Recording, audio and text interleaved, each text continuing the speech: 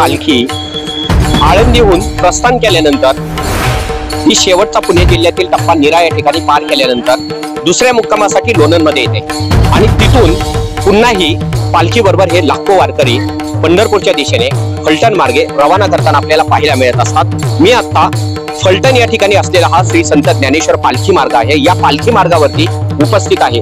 मी या ठिकाणी पाहतोय, आपल्याला हे बऱ्याच वेळा पाहायला मिळतं की लोणंदमधून पालखी ज्यावेळी पुढे निघते, मार्गस्थ होते पंढरीच्या दिशेने, तिथून पुढे आपल्याला शहरी भाग हा कमी पाहायला मिळत असतो आणि त्याच कुठेतरी एक लक्षात आल्यानंतर हे जे सेवेकरी आहेत ते पुण्यातले सर्व सेवेकरी आहेत, रहिवासी पुण्यातले आहेत, त्यांच्याकडून ही वारकऱ्यांना सेवा देण्याचं काम या ठिकाणी आपल्याला पाहायला मिळत आहे। आपण त्यांच्याशी चर्चा करणार आहोत, ते पुण्यावरून इथे सेवा देण्यासाठी का आलेले आहेत। जय हरी माऊली।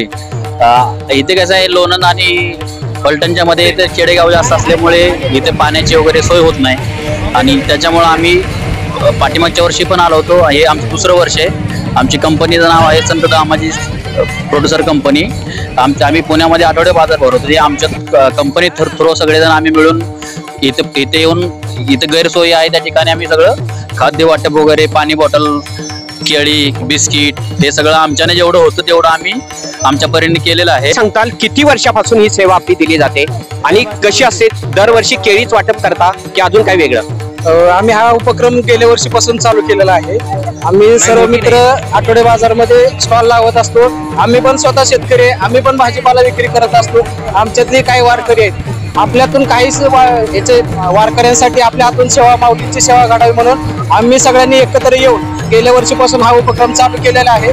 सगळेजण 25 जण मिळून आम्ही काय करतो, गेल्या वर्षी 100 कॅरेट केळी वाटली होती आणि 2000 पाणी बॉटल वाटली होती।